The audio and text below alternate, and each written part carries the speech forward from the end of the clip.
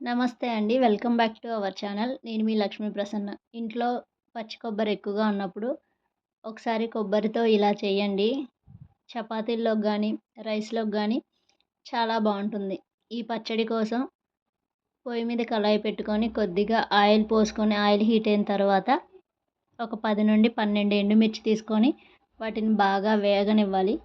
అవి వేగిన తర్వాత ఒక కప్పు కొబ్బరి ముక్కలు వేసుకొని వాటిని కూడా బాగా వేగనివ్వాలి. ఈ కొబ్బరి ముక్కలనేవి ఇలా గోల్డెన్ కలర్‌లోకి వచ్చిన తర్వాత ఇందులోకి 3 వెల్లుల్లి రెబ్బలు, కొద్దిగా జీలకర్ర, కొంచెం చింతపండు వేసి మళ్ళీ ఒక 2 నిమిషాల పాటు బాగా వేగనివ్వాలి.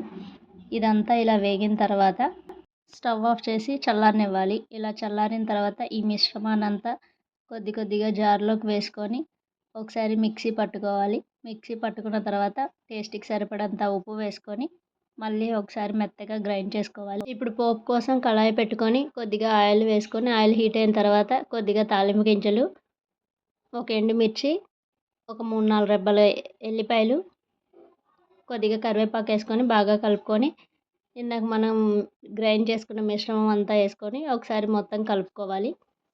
ఇంతే అండి. సింపుల్ అండ్ టేస్టీ కొబ్బరి పచ్చడి అనేది మనకి రెడీ అయిపోయినట్లే. అన్నంలోకి మరియు చపాతీల్లోకి చాలా బాగుంటుంది. ఈ వీడియో కనుక మీకు నచ్చినట్లయితే లైక్ చేయండి. ఇలాంటి మరిన్ని వీడియోల కోసం మన ఛానల్ని సబ్స్క్రైబ్ చేసుకోండి. Thank you.